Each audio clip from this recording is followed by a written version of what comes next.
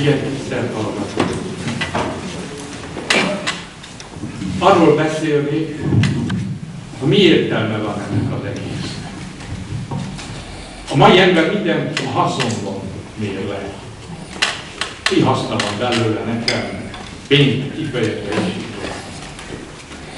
A pénz az a legnagyobb érték. Aztán olyan sok boldogtalan gazdag ember van. A régi ember számára az igazi életet és megbecsülést, a bizalom, az elismerés, a becsület jelentette. Ady Endrének egy verse illik ide, hogy majd szinte soronként magyarázzam meg, hogy itt nem csak arról van szó, hogy a hagyomány ápolásában föntartjuk őseinknek a műveltségét, hanem keressük a magunk boldogságát, a nemzetnek a boldogságát. Ady Endre szebben fejezte mindezt ki. Vagyok, mint minden ember benség, éjszakok, hitott idegenség, idénces mesztepé. Jaj, de nem tudok így megmaradni, szeretném magam megmutatni, hogy látva lássam. Ezért minden önkínzás ének, szeretném, ha szeretnének, és lennék valaki. Igen, itt erről van szó. A boldog ember az, akit szeretnek, akit becsülnek, aki tudja, hogy a többiek örülnek, hogy köztük van, örülnek, hogy oda tartozik, mert a legnagyobb betegség, ami a világon pusztít, az az elmagányosodás, a szorongás, és ennek következtében betegek leszünk. Tudományosan kimutatták, hogy Kopp Mária Semmelweis Orvostudományi Egyetem Magatartástudományi Intézetének az igazgatónője könyvet írt a magyar lelki állapotról. A legbetegebb nemzet Európában. A mi közülünk halnak meg legtöbben szívérendszeri betegségekben, emésztőszerű betegségekben, neurotikus betegségekben, öngyilkosságban és így tovább. És ennek egyetlen egy oka van, hogy szorongók vagyunk, és a szorongás pedig abból van, hogy úgy érezzük, hogy nem szeretnek minket, hogy egyedül vagyok, hogy nincsenek társaim, hogy nincs, aki megfogja a kezemet. Egy népviselet, amit most itt gyönyörűen bemutatva látunk, arról szól, hogy ki vagyok én. A viselete rajta volt, hogy mennyi idős vagyok, milyen állapot vagyok, asszony, özvegyasszony, hogy ünnepelek-e vagy gyászolok, mindenki volt írva. Ma mindent el kell hallgatni, becsületbeli kérdésnek tekintik, hogy nem tudja meg, hogy milyen nemű vagyok, milyen nemzetiségű, milyen nyelven beszélek, és így tovább. Mindent eltitkol. Pedig csak azt tudjuk igazán szeretni, akit ismerünk. Abban van bizalmunk, aki látjuk, hogy az, aki azt megmutatja, nem titkol el semmit sem. Igen, nem titkol el semmit sem, és akkor befogadom. Mint a kicsi gyermek, akkor befogadják egy játékba. Megfogják a kezét, és körbe megy, és látja, hogy hozzá tartozik abba a körbe. Szétszakadna a kör nélküle. Akkor érzi, hogy fontos. Hogy látva látják. Hogy valakikhez tartozik. A kapcsolat, a valóvá tartozás az a nagy hiánybetegség. Ez a kiállítás erről szól. Ide tartozom.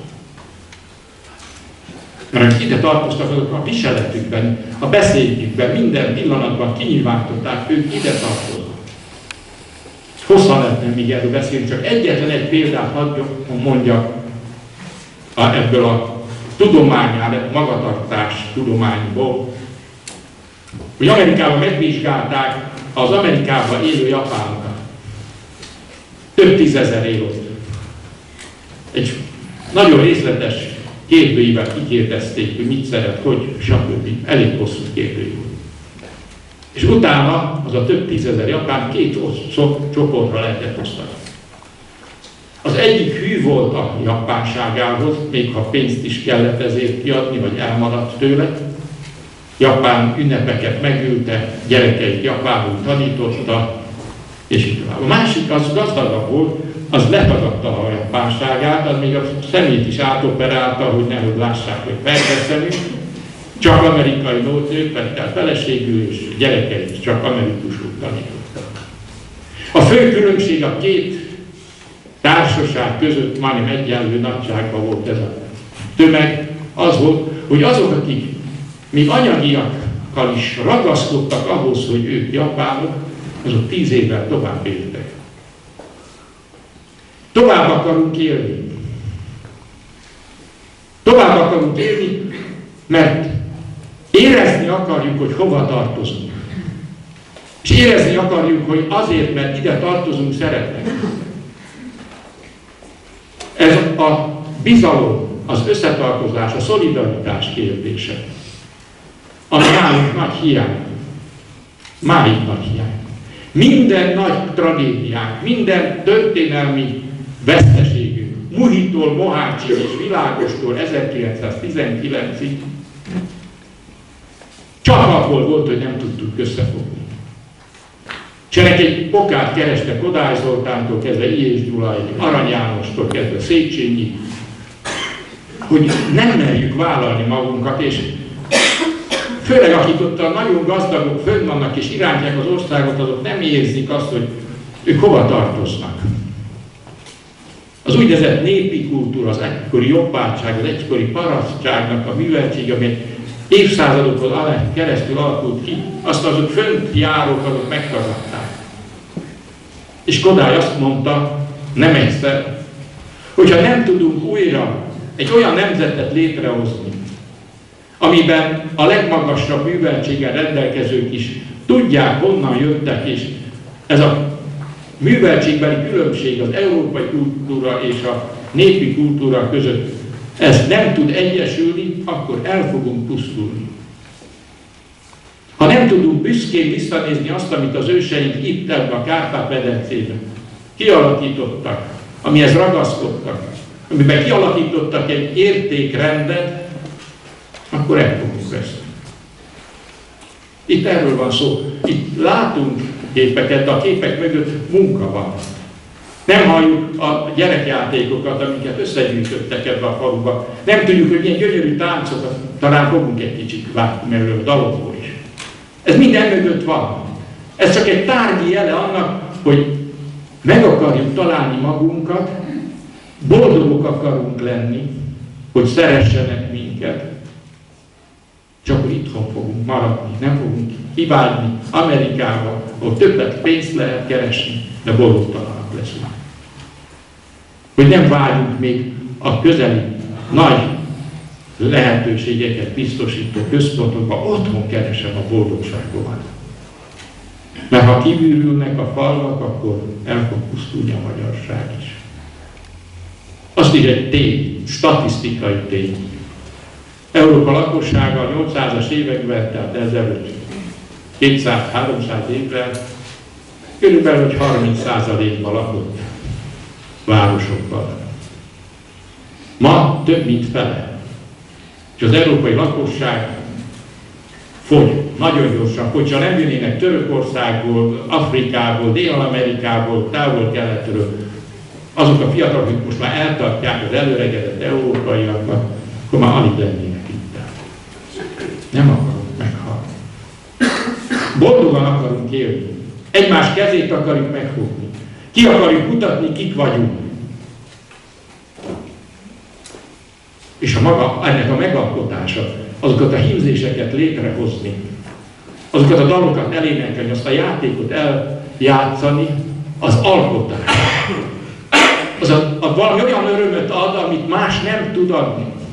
Mert egy nagy bécsi pszichológus Adler írja, hogy az az ember, aki kicsi korában nem tanul meg szépet és jót alkotni, az egész életében boldogtalan lesz, másokon felett való uralkodásban, csak a pénzben és az erőszakban keresi a boldogságot. Persze nem találja meg. Mit tud egy kicsi gyermek egy egyszerű ember szépet és jót alkotni. Hát egy hímzés, egy gyönyörű ének, egy játék, amiben önként vállalom a szabályokat. Nem erőszakból, mint az életben, mert egy játék csak akkor játék, ha az emberek, akik játsszák, azok betartják a szabályokat. Ott tanulja meg az ember szolgálni a közösséget, hogy valamiről lemondani, az én saját akaratomról lemondani, és nem azt követni, amit én akarok, hanem alkalmazkodni a többihez, ezt a játékba tanulja meg. És akkor lesz belőle hazafi, akkor lesz belőle az az ember, aki a közért tud áldozni valamit, ezért a nemzetért, és megtalálja a boldogságát. Mert igazán az a boldog, azt tudja megvalósítani magát. Ez benne van az evangéliumban. Aki nem az önmagát keresi, mert másoknak akar szolgálni. Mert akkor befogadják, akkor valakié lesz, ahogy az addig vers befejeződik. Én ezért örülök és örömmel jöttem erre, mert mindenhol az országban néhány ember elvállalja és lelkesíteni tudja a környezetét, hogy ez milyen fontos. Ez nem csak azért, hogy a magyar kultúra fennmaradjon. Ez azért fontos, mert akik részt vesznek benne, megtalálják az örömüket is benne. És egészségesek is maradnak. Ez egy ilyen összefüggés, talán kevesen gondolnak rá, de ilyen összefüggés van. Igen, minden ember boldog akar lenni. De csak akkor tud boldogulni, a mások boldogságát is keresi. És ez itt, amit látunk, erről szól.